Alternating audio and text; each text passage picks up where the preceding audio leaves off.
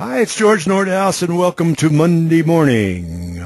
If you are like the rest of the people in the insurance industry, you have a problem or you have an opportunity, and you're always looking to hire young producers. Well, I figured that one person who would know more about that than anybody I knew would be Don Phin, who's Vice President at ThinkHR. Let me tell you about Don. Let me show you his picture and tell you a little bit about him. He's a vice president there. He has his HR that works for many, many years that you know about it. He's spoken everywhere. I've even heard him speak here in Santa Fe in addition to everything else we've been doing. He's spoken with me for many, many years. He works individually with agencies. What do you consult with them, Don, on HR? More speaking to them, more support to them. I do very little consulting right now. I see. That phase. I'm building ThinkHR is what I'm doing right now. I see it. Where is a ThinkHR at home office? They're up in Pleasanton, and I'm down here in Coronado, I knew California. you were in Southern California, and I didn't realize you were hiring. Well, you help people hire executives.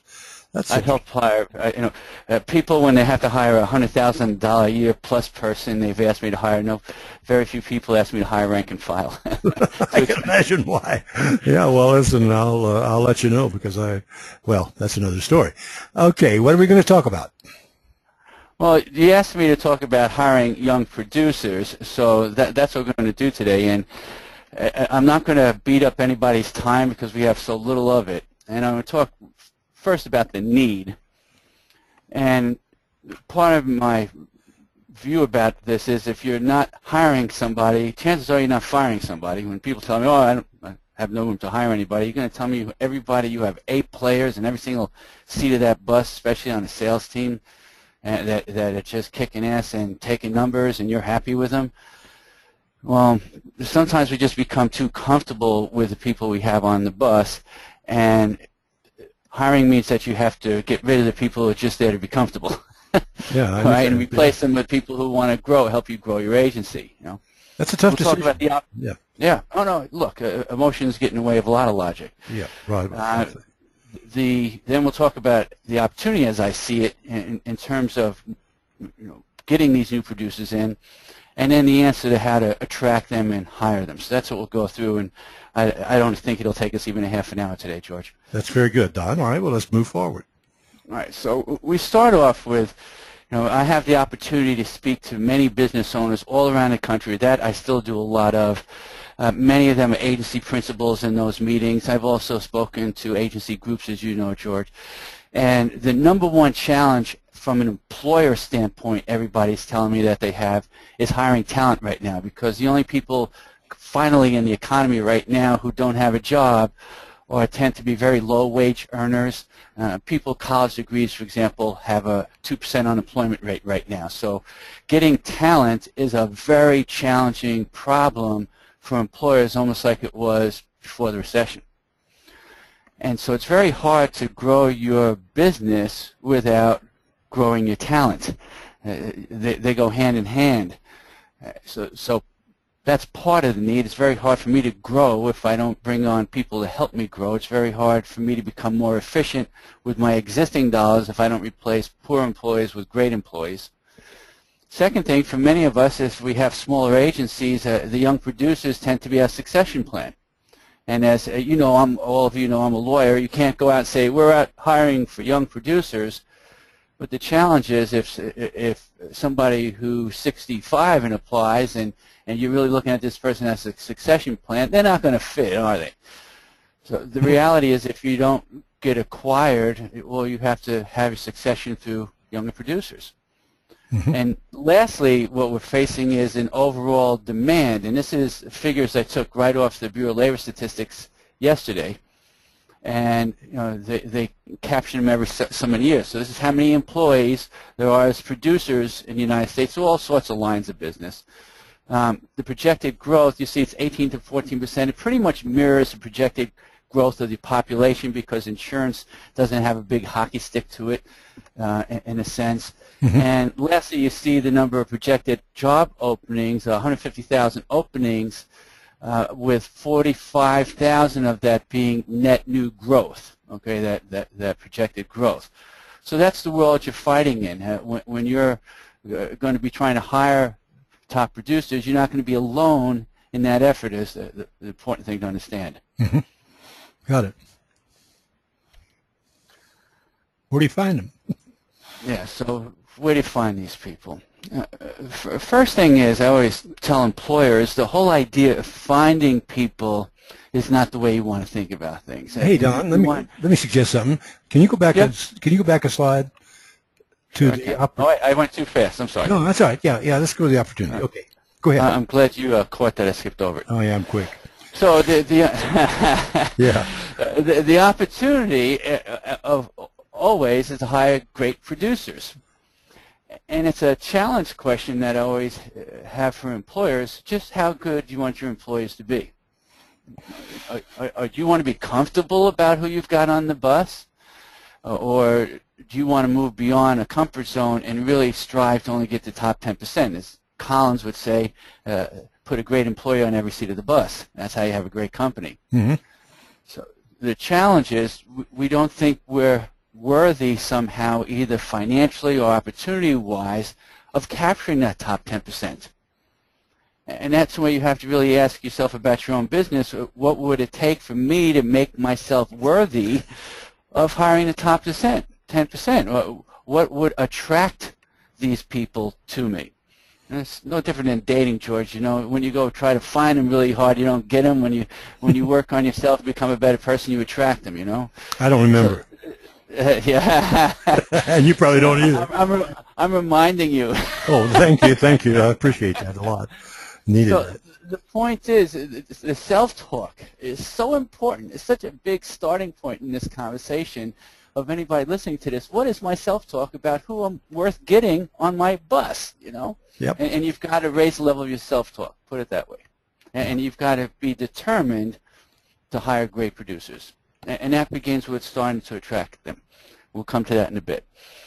Second thing is you have to be open to young people shaking things up. I still can remember when I was a young guy, and my whole goal is to shake things up. And if you're going to hire somebody who doesn't want to shake things up, you're hiring a zombie. Don't do it, okay? You want to have people come in with ideas, and as we all know, we've empowered these young people, the millennials, if you will. Us boomers have empowered the millennials to think for themselves, to come up with creative ideas, to not bow down to authority. And so they're going to want to come in and shake things up, and you have to be open to learning from them. They can't do it recklessly, obviously, but you have to be open to them doing it legitimately. For example, maybe they'll push the agency deeper into social media, as a classic example. Okay. Yeah. So much of the insurance industry is old school. And it's not that different than my profession of the law. You really don't want the cutting-edge lawyer. You really don't want, you're not looking for the cutting-edge broker. You're looking for stability in these people, all right? So one of the challenges is to get ourselves out of our stable past and be willing to move over to the new stable future, because if you think what worked in the past is going to continue to work, it won't. Relationship building is very important. But how many new cases are you getting on the golf course anymore? Who's got time for that? You know, the whole idea of we're going to go out golf once a year, get our renewal, and we'll see them again the next year, that's not going to attract anybody to your business because they realize that's a broken model. So you're going to have to show how you've joined the 21st century. The other opportunity with young producers is they're open to obtaining a new customer base. So, for example, my son's a young producer, and one of the things I've encouraged him to do, and he's certainly listened to it, but he's his own thinker as well, is get into the cyber liability exposure, for example. Now, how many guys you know, George, 65, want to educate themselves about cyber liability? No way. They're all the connected generation, your son and the people that we're unconnected. We don't know the language, and the people that they're selling to are their age. I think that's really an important point there. Obtain a new customer base. That's really what this is all about, isn't it? You know, a lot of times we hire these people and we say, yeah, here's our customers, go service them. But I think your point there is so good. I love that. Well, all of them. Well, it opens doors for you. Yeah. Okay. I love Now, it. they're going to have to, certainly, you may have to go out on a call with them because they don't know the underwriting or sales part of it, but they're going to be able to open up the door. My son's been able to do that himself. Good. And the last thing is they're there to grow the bottom line. And one thing I always encourage owners to do, especially if they get somebody new to the business or somebody poorly educated in the business, is educate them about how the finances work in the business. Almost lay out a financial roadmap for them. You know, people come on, yeah, okay, I'm going to get a draw against commission. That's going to last for a year. That may go for 2 years. I have to have this amount of sales over a certain period of time. Otherwise, I'm out of this door, me and my drawer, okay? Well, really getting into those numbers and making sure people understand what you're talking about, because in my experience, you speak to a lot of young producers, and I've had the opportunity to do that, they really didn't get the message. They really didn't get the math. Chris Buran, who we both know, has talked about this as well. We do a poor job of communicating to people the financial opportunity that exists and the numbers they have to hit for us to both be successful. Well, you know, Don, I mean, ironically, Chris is going to be doing another Monday morning for me next week. I mean, it'll be a few weeks before it comes out, but again, kind of based on that same thing, commoditization. But his point, and the same point with Al Diamond, the consultant of Agency Consulting Group, he's going to do one too, and we're talking about the same thing. We're talking about understanding your agency, and we're not talking about these new people understanding it. We're talking about the present client, present people who really don't understand their agency. Where's the money come from? How many people? And that's the vital thing, you know, for us. I'm going to talk about that in a second, too. Oh, okay, I'm sorry. It is so important. Yeah. No, it is so important. Let's move on. Okay, let's move on. All right. So now we're going to talk about, all right, I get it, but how do I find them? You know, and I say how you find them because that's what we're used to thinking, but I also want you to think in terms of how do we attract them?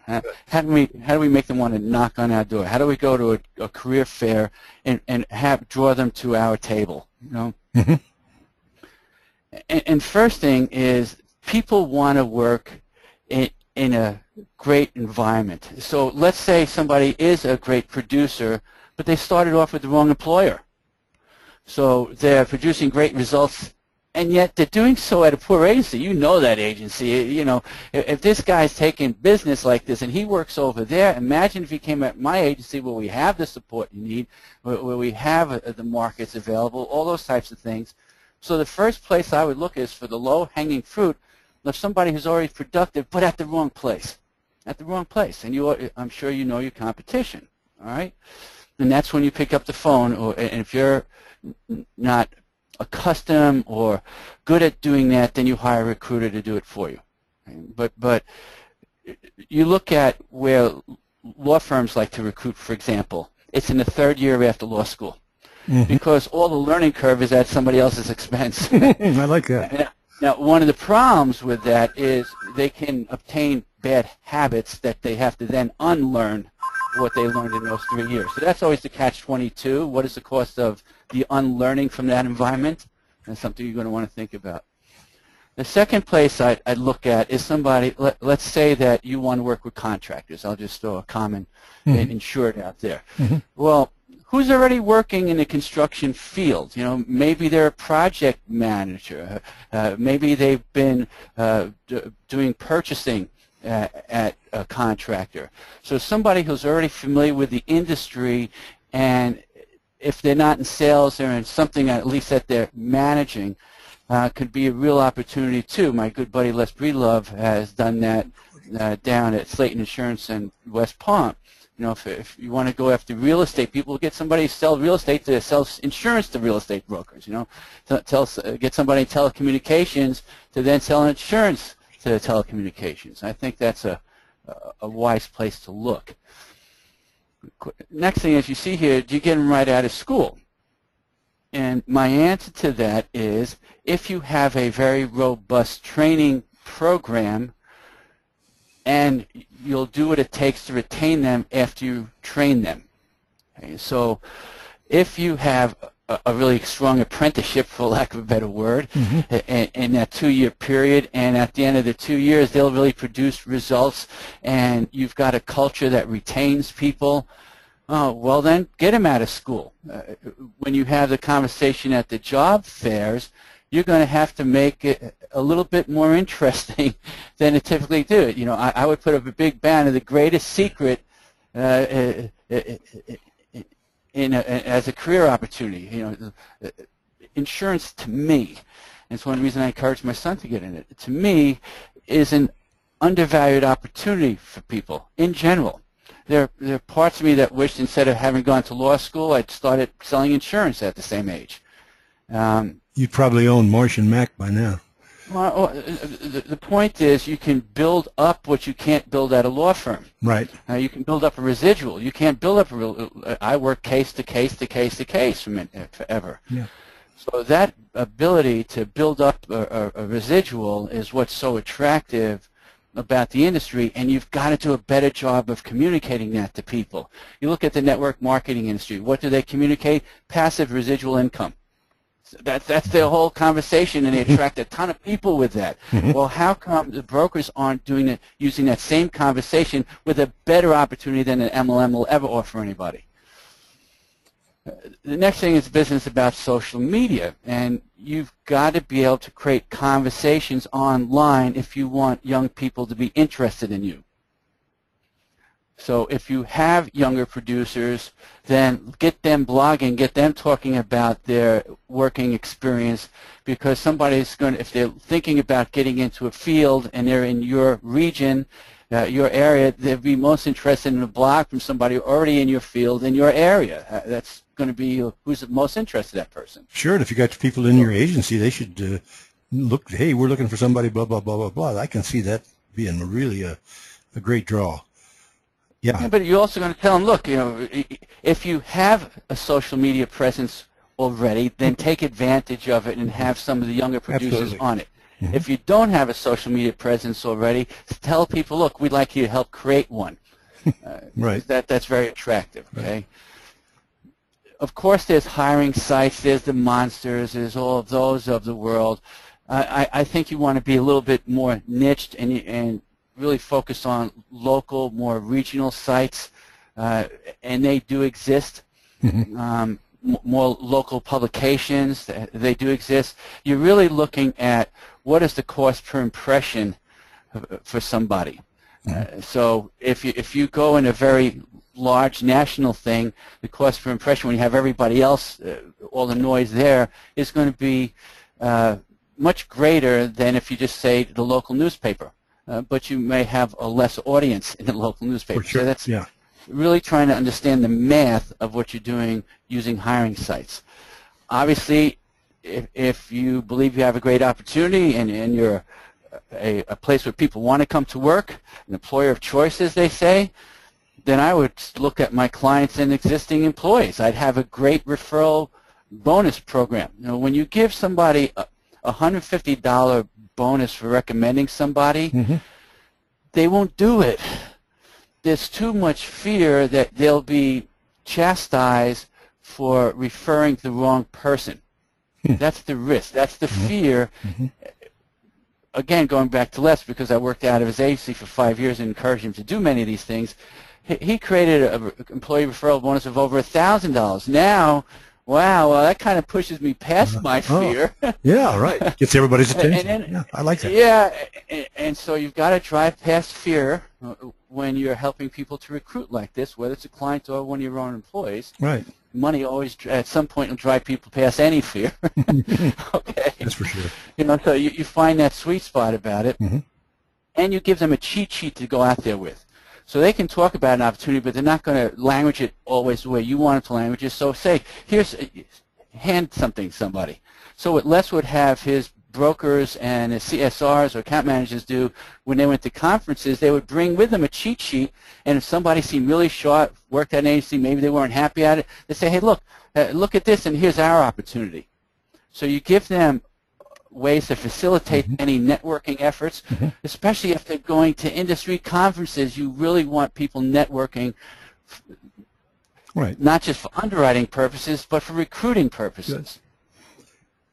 You know, I always heard, Don, early on, the really, really successful agents are spending 5% of their time, I'm sure you've heard this before, recruiting their whole life. I don't know if you ever heard, or I don't know what the 5% was, whether it's 3 or 5 or 10 or whatever. Point being is that they continue to do it and do it and do it and do it, and they are really spending part of their time doing it, even though they may have a full agency. They're still doing it. I don't know. Well, you have to do that both with clients and with employees, and it's a big part of any branding effort that you go through. That's the big buzzword now. It's just languaging things that we've already known. But if you don't spend time creating your brand, then you're subject to the mercy of everybody else. Right. So here's some of the languaging that I think would be helpful in talking to young people. And in preparation for today, I talked to my son and a couple other young guys I know, and why they got into the business. And first of all, when you start off, it's attractive. You look at how many of you got your start looking at a MetLife ad, and they put you on a 2-month short leash, sink or swim. But at least you started off with a paycheck. It wasn't a straight commission deal, Right. So you're starting off with a paycheck. Many people are afraid. Most of the sales jobs you see right now, starting sales positions, are only commission-based. Very few people will give a draw. So that guaranteed paycheck is very important for people, especially when they've got all the college debt and other debt they have. Second thing is, I truly believe that the independent insurance broker has the ability to control their own destiny. Obviously, there's a maturation point where somebody's going to consider going out on their own, or wanting to be a partner, or saying, I really want to do something else in life. But I think you have a really good opportunity to control your own destiny. And as these things, as somebody who's a broker, I want you to succeed. I have a very, unlike many other managers that people have dealt with in their careers, the managers want you to make them look good. In a sense, I think the insurance industry, as a sales organization, realize you got to really make your salespeople look good. If I want to look good, it's a little different than the typical employee-manager relationship between a sales manager and a salesperson. We have great support, so people want to know, okay, what support do I have around me? There are agencies where the whole idea of support is, no, you're a rookie employee. We're not going to spend any of our CSR's time on you, supporting you. We just spend that time on the big producers. I think that's a big mistake. When people are aimed to be 6-figure employees, you don't have them doing $10 an hour work. Right. Sorry, I don't believe in that, okay? Another thing to market is every company needs what we sell. Like that. To me, it's not a guesswork. A lot of people starting off with new businesses, yeah, maybe they have an entrepreneurial spirit. They want to go to Silicon Valley, and they want to take some risks because they're young enough to do it. Good. Right? And that's a large measure of people, but it's not more than 20% of people. Okay, it's not more than 10% of people are truly willing to take risk in life. So they'd rather work with what's a proven product, and nothing's more a proven product than insurance when people have to buy it, okay? So I would market that. You're going to go to a company where you don't know in 3 years from now whether or not you really got something great to sell, or would you rather start from out of the gate knowing you have a great product to sell? Good. Talk about the team, who we are, talk about the sky's the limit. I had no idea. What I've learned about insurance is the top brokers make as much money as the top lawyers with half the stress. I didn't know that either. Wow. With half the stress. Yeah. Most attorneys don't want their kids to be attorneys, and especially if they're in a litigation field like I was. They have one of the highest rates of depression, divorce, suicide, alcoholism, all that type of thing. The insurance industry is in a sense a more steady industry, and because it hasn't attracted the top people out of MBA programs, or a lot of times the top people, just like HR hasn't, okay, being honest about it. It doesn't attract the same level of IQ as the law does on average, okay? So if you are high IQ, if you are sharp, and you go into insurance, those guys that I've seen do that, whether because somebody told them about it as a secret or their dad did or something like that, guys like Les and Jeff, they kick ass.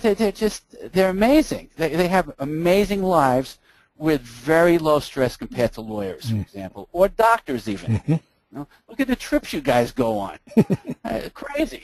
You know, one of them just got back from Istanbul for 2 weeks. Oh, and I'm like, oh, that's on my bucket list. And you get to go for free because you sell insurance. You get to learn, like law, you get to learn a lot about business in general because you deal with so many different businesses, and when you're looking at risk, you're looking at a lot of different factors. You're looking at employees, you're looking at technology, you're looking at land, you're looking at all different factors that can apply. So you learn a lot about business, and as you become a little more mature and start learning about business, you can decide to focus on a niche that interests you. So let's say you're a complete golf freak, and all you want to do is be around golf. Guess what? Sell insurance to golf. My buddy Les and Casey sell a lot of insurance, a lot of golf courses down in Florida, okay? That's what they love. That's what they insure. Kim Fricky up in the Michigan Peninsula, she loves horses, and she built her whole career around insuring the horse industry, whether it's the horse shows, saddle makers, you name it, okay? Smart. So you can really focus on a niche and a product within a niche. So you focus on workers' comp in the horse industry. You focus on benefits in the hotel industry. You know, that horizontal and vertical, and then you become an expert in something, and your career really takes off. I would sell the work-life balance of insurance. As a trial lawyer, my work was never done. It just was never done. You can always be more prepared, you know. What I find at most agencies at 5 o'clock, the places are empty, okay, even when the principals are in it. Now, maybe starting your agency, you're going to work the extra hours, but I see few highly successful, highly effective agency principals working over 40 hours a week. There's a lot of studies to show that it's ineffective to try to do so anyway. Wow. And like I said, we have great trips. Young people want to see the world. Young people are very motivated by great trips. And they don't have to be the great, you know, if somebody hits a benchmark at your agency, well, you'll send them to a weekend in Las Vegas.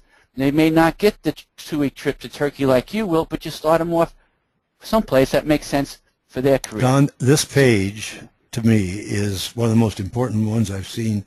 And I've been doing these things for many, many years. If people would take, if agency owners would just take this page and develop their own, sales pitch using it, it's just amazing because I never thought about all these things put into one. Congratulations. I hope my message to anybody listening to this is make sure the people in your agency who are doing any hiring see this right now. It's time. I love that page. Go ahead. Well, it's like you said, it's everybody's job to hire. It's the receptionist's job to hire, okay? Yeah. So the point is everybody's got to tell this story. Yeah. This has to be the agency's story, doesn't it? Doesn't it? Okay. I agree. It's beautiful. Okay. You know, I look at the ads, and I'm just kidding here. This is a little one-page ad I made up. Yeah. You know, just kidding around about it. So if you're going to hire young people, you know, be a little bit more fun than you might be accustomed to. Don't think with your 55-year-old hat on. Think with your 25-year-old hat on because that's who you're marketing to. You know, I think it's so important. Like it. Yep. Everybody today, every branding expert will say before anybody makes a decision, they'll go to your website. Okay? And the opinion they form about your website is almost instantaneous. You know, I've heard 10 seconds, 30 seconds, 2 minutes, you name it. It's quick, okay? Right. You either got a good website that interests me or you do not. And the reality is most agency websites to this day are boring. Absolutely boring, okay? So if I go to your agency about page that tells where you get to tell people your story, your brand, how interesting is it? You know, is it of interest to me, or are you just are you just a brochure? Right. Okay. Are there videos on it where we talk about ourselves, where clients talk about you folks? Same thing on the hiring page. Do you have, if you're trying to hire young producers, do you have existing young producers talking about the opportunity at your agency on the hiring page, because that's who they're going to trust more than you, the owner. Okay? Yeah, I love this. Video is just so important. Get it up on your about pages. Get it up on your hiring pages. Do a couple of YouTube videos about your agency. I love it. And last thing, you can remember how high idealed you were when you were young. You know, these dreams of making a difference. And so people are looking for companies that want to make a difference. It's very attractive. You look at the Great Places to Work Award, many of the companies are very involved in the community, and it's very attractive to employees. They have more free time than you do. Maybe you don't have the time to be involved in the community, but for them it might be how they meet another single person. It might be how they start networking. You know, I listened to Tim Ferriss, a guy I really like, the 4-Hour Work Week. He's talking about, how did you get started in Silicon Valley? Because he drove into it with a beat-up van. He said, I just volunteered, and I went overboard volunteering in the community, really put great effort into it. I got to meet all these big leaders that today I'm still friends with and helped me grow my career.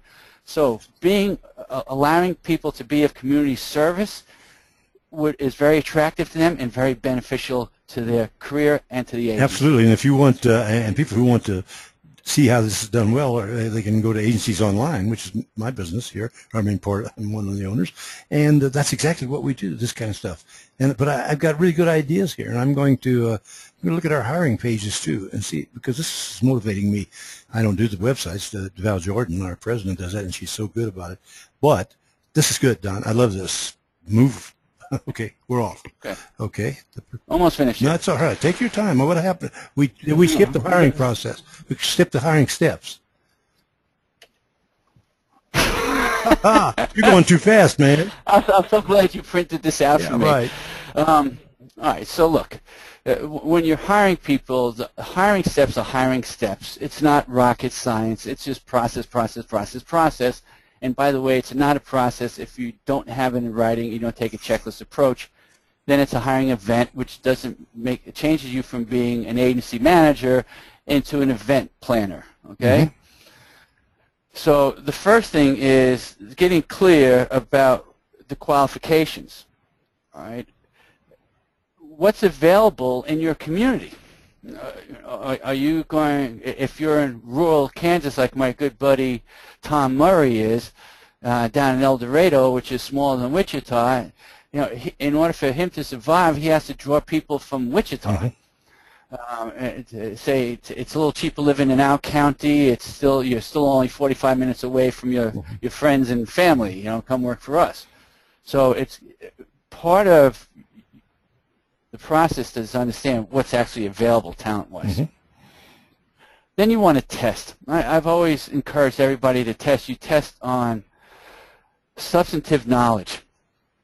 And my good friend Lynn Wallace, who runs Van Trio, she finally did it. She said, you know, we were hiring producers, and so we went to a couple of the existing producers and said, what 10, 15 questions should we ask a producer to make sure they know their stuff? Mm-hmm.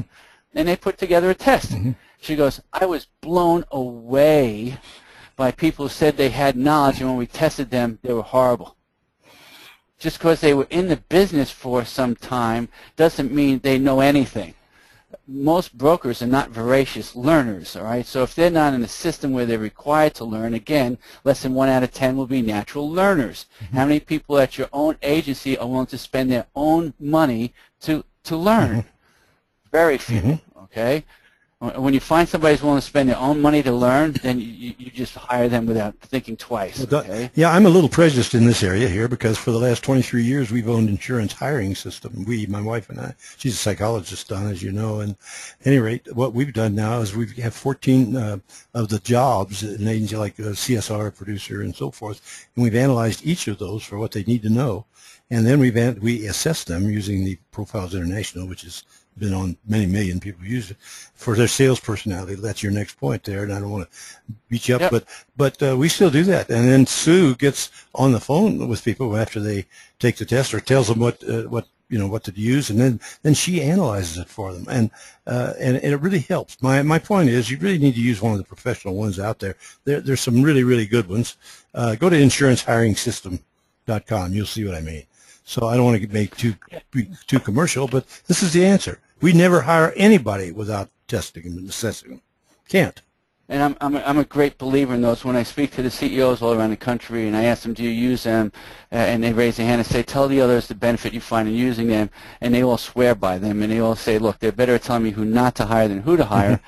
And to your point, according to Malcolm Gladwell, there's 2,500 of these programs on the marketplace. And the most important one is the one that you use, number one. And number two, if you want to get to best practices, let's say you're already using one, then test George's, test somebody else's, until you find the best one to use for your circumstances. Perfect.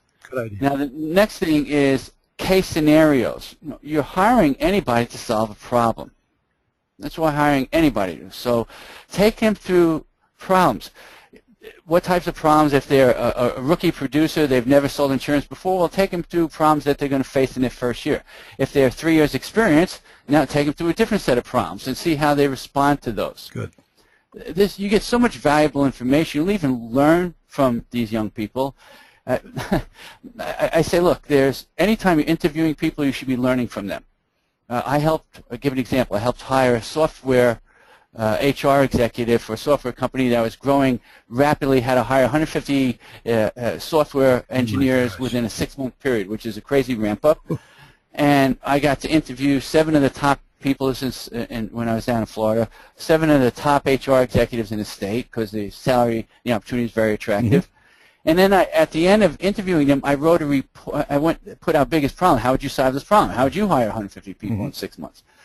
And I made a summary report for the CEO as well as for the people we hired of what I learned from the 6 other experts that weren't hired. You can always learn and take people through case scenarios and see how they respond to things, and they may give you some great ahas, by the way.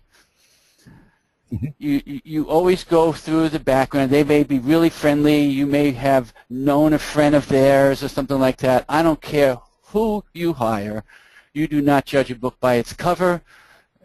Most people get really weak at the knees at this point. You take everybody through a criminal background check, a work background check, and a schooling background check, because what you do not want to do is hire a liar or a criminal. Nope. Understand. I don't care. And the expense of all of that is minimal. I've always recommended Global HR Research to people. They do a great job. Okay. And then last thing you make sure you do is an offer letter, so there's no misunderstandings about what promises are made at the job. So always reduce your understanding to an offer letter. Good. Make sense? Absolutely. With you, 100%. Now we can get to the guy reaching his hand out. And when all of us run, I call it running 75 miles an hour. All right, we're all running, all doing it. And when a new employee comes on, they can feel like they got dropped into a pinball game. And all that excitement about working at the company fades within 2 weeks. Because first impressions are the most important impressions they'll ever get at your company. And we should be very cognizant of that and have a plan to manage that excellently. If we're going to hire top 10% people, how do we have a top 10% first impression orientation program? What's it take to do that? Okay. As I'll talk about ThinkHR later on, one of the things we did is one of our life cycle models was on orientation, making sure people follow all the steps, checklists, the tools, things like that, to make sure you do that right so you don't turn off after you make that enormous effort to bring somebody on. The last thing you want to do is lose them in short order. Good. That'd be the biggest mistake you can make. Yeah. Now, as we've always heard, you hire slow, fire fast. And the question you have to ask is, are these people going to cut it? We don't use the term probation anymore because that's a union term. We don't want to imply steady employment. We want to keep people at will, so we don't use the word probation. We use the word introductory period, meaning when the benefits are going to kick on. Now we know under the ACA that's in 60 days, all right? The real question is that at some point in time, you're going to have to ask, do I think these people are going to cut it? And if you realize that in the first 2 weeks, then do the best thing possible for both of you and say, I made a mistake. Here, let me help you a couple of weeks severance. You know, you match the time they're at your company and you let them go. All right, you made a mistake. If there's something you couldn't have revealed right away, but it's showing up now 3 months later, and you've coached them about it, but they haven't changed their habits, you don't beat yourself up trying to change people. That's a loser's game. It's time to let them go. So yes, you made the investment in it, but if you made a mistake, something you didn't do on the front end, or something you couldn't have realized right away, but you realize it now, you let people go. One of the things I think Zappos does that's brilliantly, and Zappos was acquired by Amazon, and now Amazon is doing that, is after they take people through their orientation and training period, they give them the Zappos offer. It's typically, we'll offer you $3,000 if you want to quit right now. You'll sign a severance, but $3,000 if you want to quit. Now you think about it for a minute. They're paying those people $30 grand a year to work in the warehouse. If somebody is not fully engaged, as you know, Gallup says 70% of people not fully engaged. Hopefully none of you are hiring that 70%. But let's say you find somebody who's not fully engaged. They're going to be at least 10% less productive. I've got to believe that, and Zappos believe that. There's your $3 grand right there, okay? But if they come in with both feet, they're going to be much more productive than the average curve, and it's worth culling the workforce right out of the gate. And it's something for you to consider doing. How bad do they want this opportunity? Because everybody's got a price, and maybe yours is $2 grand that you offer them, or $1 grand, or $3 grand, or whatever it is, but you really want to know if they're in with both feet after you told them who I am. Good. Okay? Would you like to marry me now, or if I gave you $5 grand, would you say no? Yeah, right. It's good investment. If they take the $5 grand, they did you a big favor, right, George? Amen. Yeah, I didn't say that. Don't tell Sue. No. We're talking about previous rounds here. Okay. Anyway, are they afraid to prospect? More people would get into sales if they weren't afraid to prospect. Sales is the most lucrative profession of all time. How come everybody doesn't want to get into it? The answer is because of fear of rejection, of being viewed as a bad person because somebody says no. And you know what? People may get all excited about this stuff, but if they don't prospect, they don't pick up the phone, they don't do that, what they need to do, then you're dealing with that fear. And if they can't get past it, they'll never get past it. You know, I'd encourage them to work with a mentor. Maybe if they're not succeeding, you assign them to a different mentor. Maybe somebody else's way of coaching them or bringing them to the business will do a better job. And I've got to believe that if you haven't figured out whether they're going to be a winner or a loser in the first 90 days, then you haven't done a proper job of orientation, coaching, and support of that person to know what you brought onto the bus. I've got to believe after 90 days, if you're in a relationship with your eyes open, you know what you're dealing with. Right. Okay? That's pretty tough, but it's got to be done. But you got to cut the cord quickly. You know, you have to have your stop loss. Okay? I agree. Yep. I've screwed that one up many times, I can tell you. Because we want to be liked. We don't want to be villainized. It's the same psychology. Right. We're not worried about it when it comes to sales, but we're worried about it when it comes to people. Well, tell me what the ThinkHR. I'm familiar with this, Don, as I've been working with you for years, and I know you've been there relatively new. Tell me about it a little bit before we quit. Well, we're a great company. They acquired my previous company, HR That Works, a year ago. It's been a year now that I've been an employee for the first time in 30 years of my life. And you know, you go into something like that going with your fingers crossed. I hope this time I'm going to like these people. I hope I'm going to like this opportunity. I couldn't be happier about the people. I couldn't be happier about the opportunity. What we're doing is absolutely amazing. All of these value-added programs have 3 basic components to them. They have online research, so we have ours is known as Comply, and it has all the federal laws and all the state laws and the forms and the contracts and things like that. The second type of thing these programs have, and there's a lot of variance in this, is they have support. So sometimes it's online support, sometimes it's an individual that's got a little local regional business and works locally. Well, sometimes it's people like us that have a whole bank of people answering phone calls all day long, and we have very high-end SPHRs and PHRs, and we answer an average of 250 phone calls a day. I don't think anybody in the country has answered as many as we have. We have a database of over 50,000 calls with answers. So the learning that just comes, you know, you talk about big data in HR. I'm very excited about the big data we have in HR. And interestingly, 1/3 of the calls that we get are primarily from brokers calling in, many times on the benefit side, asking if they can do this for their clients. The third part of it is training, and so we have a very robust learning management system, which the agencies oftentimes will assign the training to the employees at their clients, and they'll also get underwriting discounts because they're either guaranteeing that there's safety training or sexual harassment training or other types of training that impact a risk equation. Do you? So those are the three parts of the program. Plus, do you still people hire? Say this again? No, I don't do any more active consulting, George. At least, you know, that I'll probably resume that later on in my life, but not now. Not as I'm helping to build ThinkHR. That's my focus. Okay. What I am doing, which is very exciting, is we're going to be forming an engagement team for our existing partners. So I'm not going to be so much on the sales side anymore. I'm going to be on the engagement post-sale side, and I'm very excited about what we're going to be able to do there.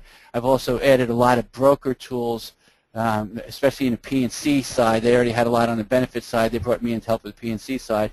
Brought in a lot of broker tools for the brokers to use with their clients. You never cease to amaze me, Don. You're always changing and everything else. I knew when you first started, you said it won't even be 30 minutes, that it would be 45 minutes, and then you'd be cutting it short because you got so much to say. You certainly, you got your mind continues to amaze me, but you think on point. And that's what I really, really like. So I hope that the people learned a lot from you, Dave. If they didn't, they're not paying attention.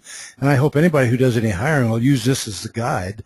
I'm going to send it to everybody in sight for sure, in addition to the thousands that get Monday morning. And I think you can change the industry, Don.